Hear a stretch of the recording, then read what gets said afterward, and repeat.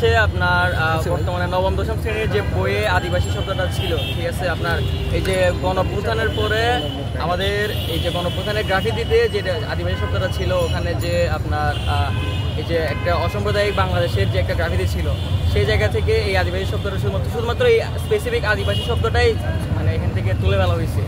তাও আবার কিছু আপনার উগ্রবাদী গোষ্ঠীদের বিভিন্ন আপনার ওদের বিভিন্ন রকম চালচলনে, ওদের বিভিন্ন রকম উগ্রবাদ আচরণের কারণে, ঠিক আছে। তো এটার প্রতিবাদ না, এটার মানে এটার পুনর্বহালের জন্য হচ্ছে আমাদের এই যাত্রাটা ছিল আর কি।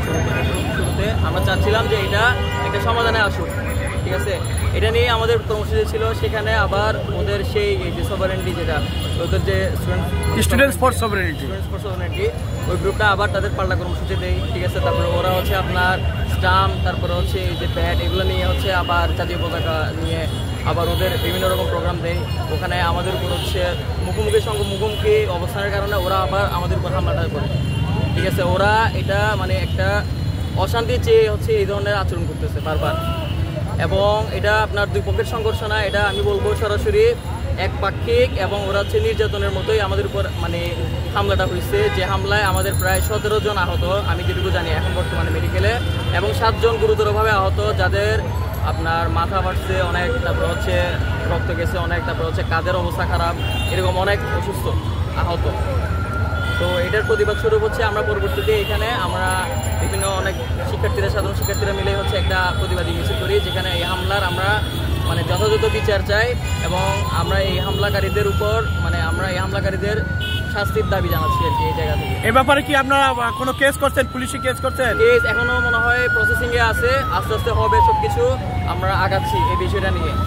আর স্টুডেন্টস ফর সভারেন্টি কারা? কারা সেটা তো ওরা নিজেরাই বলতে পারে না। আমার মনে হয় না যে ওরা নিজেরাও বলতে পারে। আপনার টিএসসিতে না বলবো না, এবং বর্তমানে মনে করেন যে ভার্সিটিতে যে অবস্থা, 4-5 জন মিলে একটা করে গ্রুপ বানাচ্ছে মব জাস্টিসকে আপনার ওরা এক প্রকার মানে ডিক্লারেশন দেওয়ার জন্য এরকম একটা মব জাস্টিসকে বিভিন্ন রকম গ্রুপের নাম দিয়ে হচ্ছে বানাচ্ছে এই ধরনের গ্রুপ, যেগুলো আগে কোনোদিন অস্তিত্ব ছিল না। এবং ওরা জুলাই বিপ্লবে কি অবস্থানে ছিল সেটাও জানা যায় নাই, এবং জুলাই বিপ্লবের পরে হঠাৎ করেই বিভিন্ন মব জাস্টিসের উপর কেন্দ্র করা হচ্ছে এই ধরনের গ্রুপগুলো তৈরি হয়েছে, যারা নিজেদের মব জাস্টিসকে মানে আরও ক্লারিফিকেশন, আরও ভেরিফিকেশন দেওয়ার জন্য হচ্ছে এই জিনিসগুলো করতেছে।